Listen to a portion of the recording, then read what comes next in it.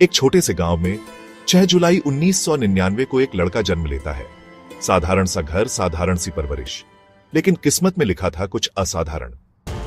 गांव के स्कूल से पढ़ाई करते हैं और फिर लखनऊ में बीएससी एग्रीकल्चर करने पहुंचते हैं। सब कुछ तय था, एमएससी करेंगे, फिर बैंकिंग या सरकारी नौकरी, एक बेहतर जिंदगी की ओर बढ़ने वाले थे। लेकिन तभी एक अदृश्य तूफान आता है, लॉकडाउन। कॉलेज बंद हो जाते हैं, बाहर पढ़ने जाना मुमकिन नहीं रहता और जो प्लान बना था वह चूर चूर हो जाता है। तो फिर क्या करते हैं वो? हार मान लेते नहीं, वो गांव के बच्चों को इकट्ठा करते हैं और बिना किसी फीस के पढ़ाना शुरू करते हैं। उनका मानना था कि जैसे उनकी पढ़ाई ना रुकी, वैसे ही इनका भविष्य भी ना रुके।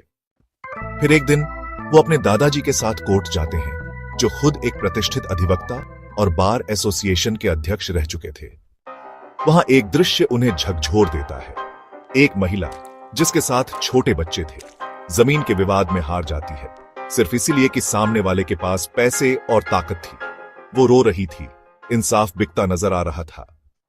उसी दिन उनके भीतर कुछ टूटता नहीं, बल्कि जाग उठता है।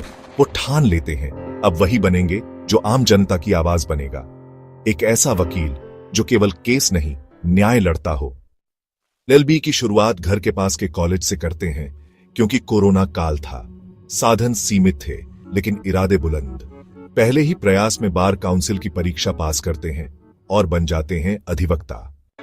पहला केस पूरी तरह निःशुल्क लड़ते हैं। एक छोटा सा जमीनी विवाद था, लेकिन जब क्लाइंट की आंखों में सुकून देखते हैं तो समझ जाते हैं यही असली कमाई है।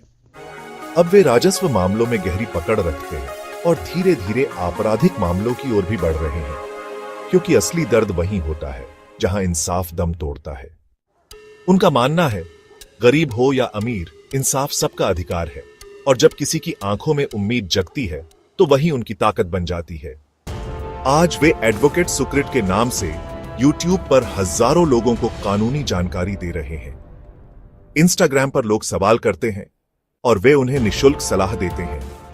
थकते नहीं, रुकते नहीं, क्योंकि यह कहानी सिर्फ एक वकील की नहीं है, बल्कि उस हर इंसान की है जो हालातों से नहीं, अपने इरादों से बड़ा बनता है। सच्चाई के रास्ते पर चलने वाले यह वकील अब हजारों की आवाज बन चुके हैं और कहानी अभी जारी है।